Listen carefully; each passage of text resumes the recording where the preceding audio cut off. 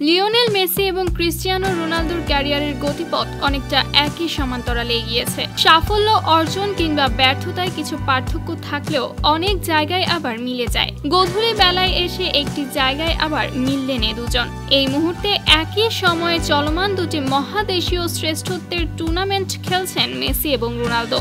৩৭ বছর বয়সী Messi Copa আমেরিকায় নেতৃত্ব দিচ্ছেন আর্জেন্টিনাকে, আর ৩৯ বছর বয়সী রোনালদো ইউরোতে পড়েছেন পর্তুগালের আর্মব্যান্ড। কোপা আমেরিকায় টানা ৩ জয়ে গ্রুপ পর্ব পেরিয়ে কোয়ার্টার ফাইনালে জায়গা করে নিয়েছে মেসির আর্জেন্টিনা। অন্যদিকে ৩ ম্যাচের ২টি জিতে ইউরোর শেষ ১৬ নিশ্চিত করেছে রোনালদোর পর্তুগাল। তবে গ্রুপ পর্বের বাধা পেরোনোর পরে কোপায় ৩ ম্যাচের ২টিতে মাঠে নেমে কোনো গোল পাননি মেসি, আর রোনালদো ইউরোর গ্রুপ পর্বে ৩ ম্যাচ খেলে পাননি গোলের দেখা।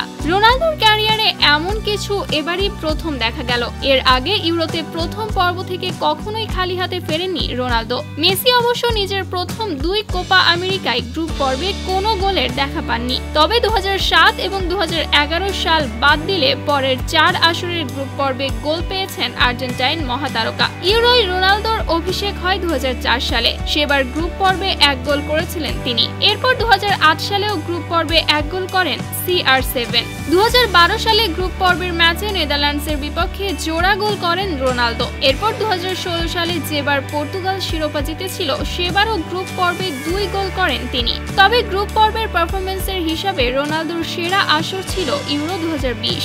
সেবার গ্রুপ পর্বের ৩ ম্যাচে রোনালদো একাই করেছিলেন ৫ গোল। অন্যদিকে ২০০৭ এবং ২০১১ সালের কোপায় গ্রুপ পর্বে গোল করতে না পারা মেসি পরের সবকটি আসরে গোলের দেখা পেয়েছেন। ২০১৫ সালের কোপা আমেরিকায় গ্রুপ পর্বের প্রথম ম্যাচে গোল করেছিলেন মেসি। এরপর ২০১৬ সালের কোপায় গ্রুপ পর্বের দ্বিতীয় ম্যাচে পানামার বিপক্ষে হ্যাট্রিক করেছিলেন আর্জেন্টাইন তারকা। এরপর ২০১৯ সালেও গ্রুপ পর্বে ১ গোল করেন মেসি, আর সর্বশেষ ২০২১ সালের কোপায় গ্রুপ পর্বে মেসি করেছিলেন ৩ গোল। এবারের আসরে প্রথম ম্যাচে একটি গোলের সহায়তা করলেও পাননি কোনো গোলের দেখা।